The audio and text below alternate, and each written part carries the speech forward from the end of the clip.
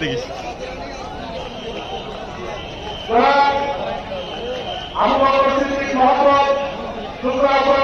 উপজেলা বিএনপি আহ্বান করছি। এটা কত দেখ